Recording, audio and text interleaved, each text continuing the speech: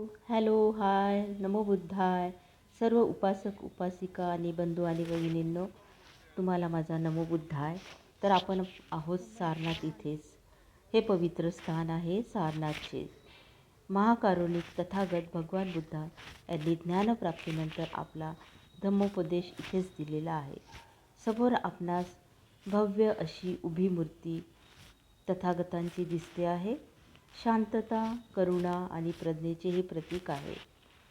बुद्धांचा संदेश आजही आपल्याला सांगतो, खरी शांतता ही बाहेर नाही तर आपल्या हृदयात असते.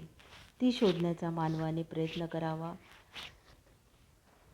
तर चला तर आपण धम्माच्या मार्गावर जाऊया. बघा, तथागतांच्या स्वागताकरिता खाली फुलांची सजावट केलेली आहे.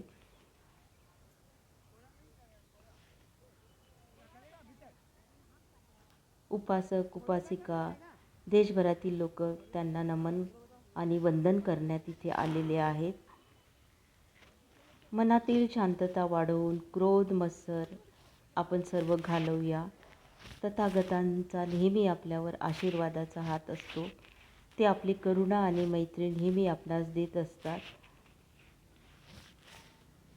सभोवताल बुद्धचिन्हे आणि फुलांची सजावट बघत आहात तुम्ही. याच परिसरात बौद्धविहार पण आहे आणि विविध तथागत भगवान बुद्धांच्या खूप साऱ्या गोल्डन प्रत्येक देशातील विविध प्रकारच्या मूर्त्या स्थापित केलेल्या आहेत. मागच्या शॉर्टमध्ये मी ते सांगितलेले आहे, तुम्हाला दाखवलेले आहे. सत्याचा शोध प्रथमच तथागत भगवान बुद्धांनी लावला. दुःख आहे जगात आणि दुःख निवारण्याचे कारणही आहे. तर आपणास ही माहिती कशी वाटली तर नक्की कॉमेंटमध्ये सांगा. आणि चॅनल आवडत असेल तर लाईक करा, मात्र सबस्क्राईब करायला विसरू नका. तुमचे एक सबस्क्राईब आम्हाला फार प्रेरणा देते लिहिण्यात आणि व्हिडिओ तयार करण्यात. तर आपण माझे येणारे पुढील व्हिडिओसुद्धा बघत राहा. सारनाथची खूप मोठं शहर आहे, तर सारनाथ ही सिरीज लवकर काही संपणार नाही. पुढचा व्हिडिओसुद्धा सारनाथचाच असेल. तर नमो बुद्धाय, नमो धम्माय, नमो संघाय.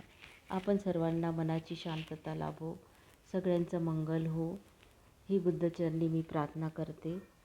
नमो बुद्धाय, नमो धम्माय, नमो संघाय.